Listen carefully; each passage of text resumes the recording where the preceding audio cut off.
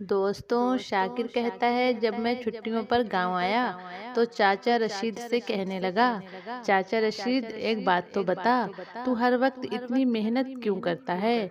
न धूप देखता है न बारिश, काम में लगा रहता है। तो चाचा रशीद बोले, पहले तो ये बता कि हम सब जन्नत में कैसे जाएंगे?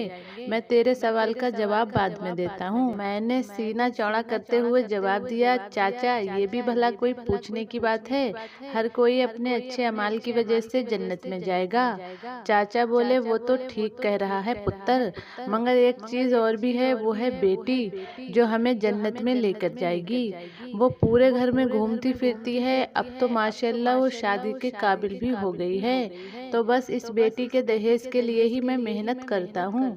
मैं चाहता हूँ कि रब की रहमत यानी बेटी के साथ मुझसे कोई कोताही ना हो जाए, इसलिए जी जान से उसकी खिदमत करता हूँ ताकि वो खुश रह सके, क्योंकि अगर वो खुश होगी तो अल्लाह भी मुझ गुनहगार से खुश रहेगा। बातें करते करते चाचा रशीद की आंखों में नमी घुलने लगी थी और चाचा उदास से हो गए और कहने लगे, जो बेटे होते हैं ना वो हमेशा माँ के प्यारे हुआ करते हैं, मगर बेटी तो सबकी सांझी होती है, इसीलिए मैं ये दहनी टांग से थोड़ा लंगड़ा हूँ। चाचा रशीद बताने लगे, एक मर्तबा सर्दियों की रात थी, शाम भी जल्दी जल्दी ढल जाया करती थी। ऐसे ही एक रात कुछ नामुराद डाकुओं ने पिंड के चौधरी साहब के घर पे धावा बोल दिया। ना जाने किस नियत से आए थे कमबख्त, जो चौधरी साहब की बेटी हुमा को उठाकर ले जा रहे थे।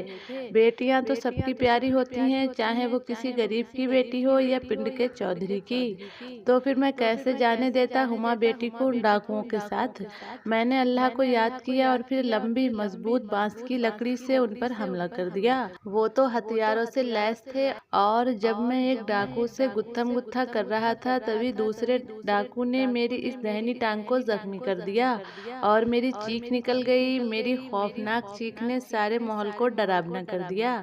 मेरी चीख से डाकू भी खौफजदा हो गए और घबरा गए, और जब उन्होंने गांव के लोगों को हमारी तरफ आते हुए देखा तो उन्होंने भागने में ही आफियत जानी। बाद में चौधरी साहब ने मेरे लाख इनकार करने के बावजूद मुझे ढेर सारे इनाम से नवाजा और मेरे बहुत अच्छे से इलाज भी करवाया। चौधरी साहब सदके बारी हो रहे थे और मैं शर्मसार। भला अपनी बेटी को बचाकर भी कोई एहसान करता है? वो तो मेरा फर्ज था बेटा, जिसको निभाने में मुझे रब ने सुरखरू कर दिया। शाकिर कहता है, मैं बुद्ध बना चाचा की बातें सुन रहा था। चाचा ने ऊपर हाथ उठाकर अल्लाह का शुक्र अदा किया और मुझसे कहा, अच्छा पुत्र, मैं अब चलता हूँ, मेरी बेटी मेरी राह तक रही होगी। इसके बाद वो दिन भी आ गया जब चाचा रशीद की बेटी की शादी थी। बाहर खुले मैदान में तंबू वगैरह लगे हुए थे, सब बारात के आने का इंतजार कर रहे थे। आज चाचा रशीद की बेटी की शादी थी। चाचा भागम भाग में सब काम कर रहे थे, हर किसी से बस यही कह रहे थे, आज सब लोग खूब पेट भर के रोटी खाकर जाना और मेरी बेटी की अच्छी जिंदगी के लिए दुआ करना। थोड़ी ही देर में हर तरफ शोर मच गया कि बारात आ गई, बारात आ गई। बारात का इस्तकबाल चाचा रशीद के साथ साथ पिंड के चौधरी साहब ने भी किया। उनके साथ उनकी बेटी और उनका बेटा भी मौजूद था। निकाह के लिए मौलवी साहब आ गए और उन्हें दूल्हे के पास बैठाकर बाकायदा निकाह की रस्म भी शुरू कर दी गई। अभी रस्म शुरू ही हुई थी कि इतने में ऊंची आवाजें आने लगी और फिर बढ़ते बढ़ते तल्ख कलामी तक पहुंच गईं। पता चला कि दूल्हे वाले अपनी कुछ शर्तें रखने की जिद कर रहे थे। चाचा रशीद पर तो जैसे ही कयामत टूट पड़ी थी। वो दूल्हे के आगे हाथ जोड़कर कह रहे थे और गिड़गिड़ाकर मन्नतें कर रहे थे कि मुझ गरीब पर ये जुल्म ना ढाओ, मैं तो मर जाऊंगा, मैंने अपनी सारी उम्र लगा दी है, जितना मुझसे हो सका अपनी बेटी को दे रहा हूँ, यूँ रुस्वा न करो मेरी बेटी को।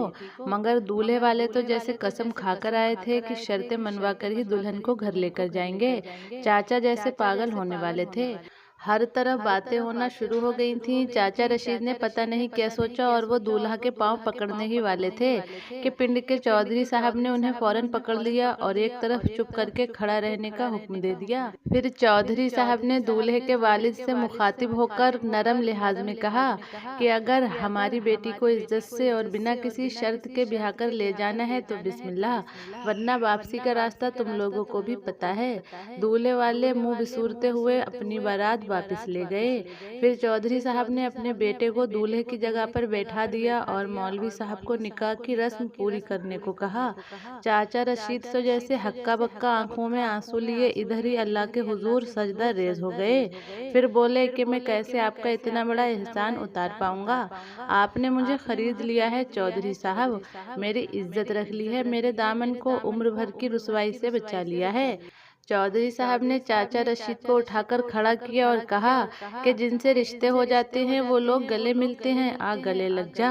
अब चाचा रशीद ने आंसू पोंछते हुए चौधरी साहब को गले लगा लिया।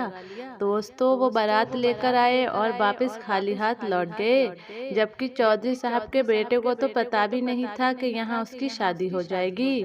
तो मेरे प्यारे इस्लामिक दोस्तों, वाकया हकीकत है, बेटियां तो सबकी प्यारी होती हैं। खुदारा ऐसे लोग जो दहेज के खातिर किसी की बेटी को रुस्वा करते हैं वो याद रखें, अल्लाह के अजाब से बच नहीं पाएंगे।